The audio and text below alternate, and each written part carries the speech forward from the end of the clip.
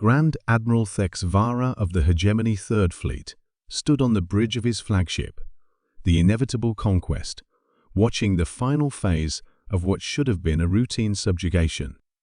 The primitive world of Kepler 442b rotated slowly below, its blue oceans and green continents marred by the black smoke rising from a dozen burning cities. The Nexari hegemony had been expanding across this sector for 3 centuries, bringing order to the chaotic mix of independent worlds and minor stellar nations. Their doctrine was simple: surrender and join the hegemony as a vassal state, or be conquered and stripped of all resources. Most civilized species chose the former. The beings of Kepler 442b, who called themselves the Veltar, had chosen the latter. "Status report," Vara commanded, his forearms gesturing imperiously as his crest flared with satisfaction. The Veltar had fought bravely for a primitive species, but their chemical propulsion spacecraft and kinetic weapons were no match for hegemony plasma technology. "All major population centers have surrendered, Grand Admiral," reported Subcommander Vexhai. "Resistance is sporadic and ineffective. Our ground forces report that resource extraction can begin within 1 solar rotation." Vara's mandibles clicked in approval. Another world brought under the righteous rule of the hegemony. Soon, the Veltar would understand that resistance to the natural order was futile. "Grand Admiral," the sensor operator's voice carried a note of confusion. "I'm detecting an unknown vessel entering the system." "Specification?" "Unknown design, sir. Approximately 800 meters in length. It's not broadcasting any identification codes, and it's not matching any known ship configurations in our database." Vara turned to the main display. "Show me." The image that appeared made several bridge officers step back involuntarily. The ship was a nightmare of angles and edges, its hull a matty black that seemed to absorb light itself. Unlike the elegant curves and flowing lines of hegemony vessels, this craft looked like it had been forged from darkness and violence. "Are they responding to communications?" Vara asked. "Negative, sir. All frequencies show no response." "Then they'll share the fate of this world. Target the unknown vessel with forward batteries." Before the weapons officer could comply, proximity alarms began screaming throughout the bridge. The unknown ship had somehow closed to within 50,000 kilometers, a distance that should have taken several minutes to traverse in what appeared to be seconds. "How did it?" Vara began, but his words were cut off as space around his fleet erupted in violence. The unknown vessel's weapons were unlike anything in the hegemony's millennia of military history.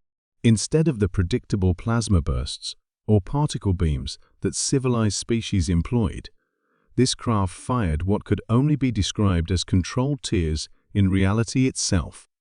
Beams of impossibly bright energy lanced out, and wherever they touched hegemony ships, matter simply ceased to exist.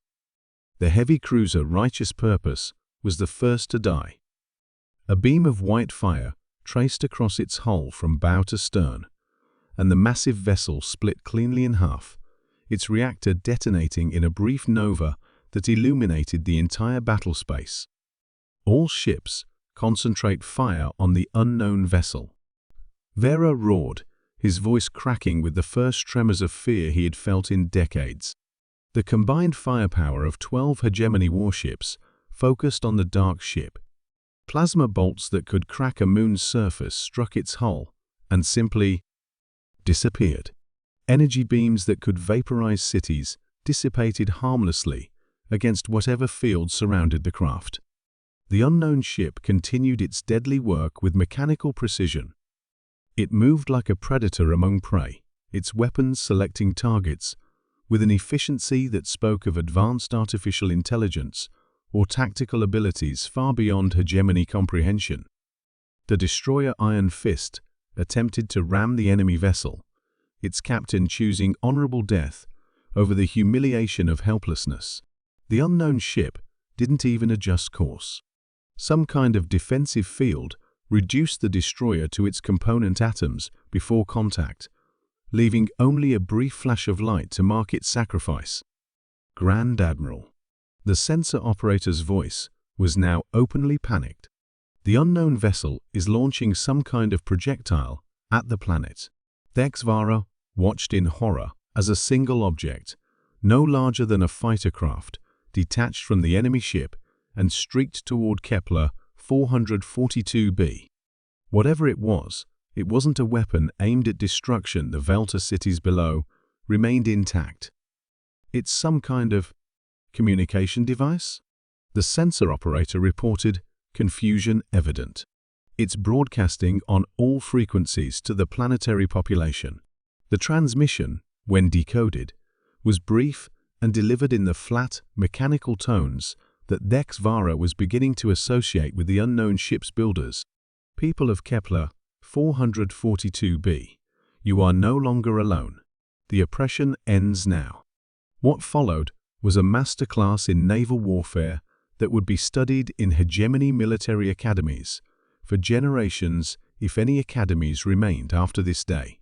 The unknown ship didn't simply destroy the Hegemony fleet. It dismantled it with surgical precision. Each vessel was targeted with exactly the amount of force necessary to disable it completely, without harming the crew. Weapons were vaporized, engines were surgically removed, and command systems were fried by some kind of electromagnetic pulse that left life support intact. Within 17 minutes, the entire Third Fleet was dead in space. Then, as suddenly as it had appeared, the unknown vessel simply vanished. Not jumped to hyperspace, not accelerated away, vanished, as if it had never existed at all. Grand Admiral, the communications officer whispered, "We're receiving a transmission. It's from the unknown vessel. Impossible. It's gone. The transmission is quantum encrypted, sir.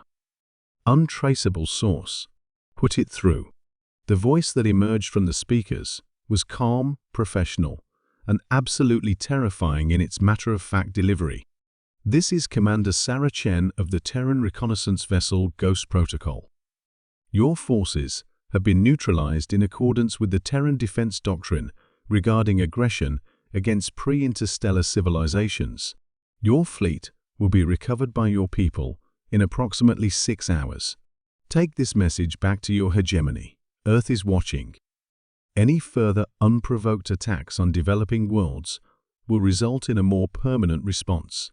The transmission ended, leaving the bridge of the inevitable conquest in absolute silence. 3 days later, when the Hegemony rescue fleet arrived to find the Third Fleet, powerless and drifting, Grand Admiral Thexvara filed a report that would change the course of galactic politics forever. In it, he recommended immediate cessation of all expansion activities and the opening of diplomatic channels with the previously unknown Terran species. The Nexari hegemony had encountered many species in their centuries of expansion. They had faced desperate last stands, clever tactics, and advanced technology. But they had never encountered apex predators who hunted with the patience and precision of a species that had evolved warfare to an art form. They had never faced an enemy that could strike from nowhere, destroy an entire fleet without warning, and vanish back into the darkness between stars. The age of easy conquest was over. Somewhere in the vast galaxy, the Death Worlders were watching, and they were not impressed.